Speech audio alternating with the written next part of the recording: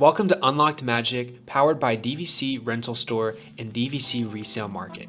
Today I'll quickly show you how to link your discounted Universal tickets to your Universal Orlando app. First, you need to download the Universal Orlando app from the App Store and log in with your Universal account.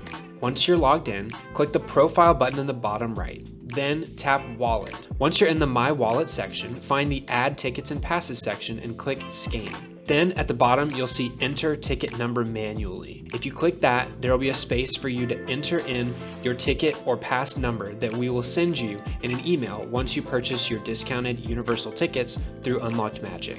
Simply type in the code and click Continue at the bottom. Once you link your ticket to your account, it'll show up in My Wallet. Then you can use your Universal Orlando app to access the theme parks using your discounted Universal tickets that you purchased through Unlocked Magic.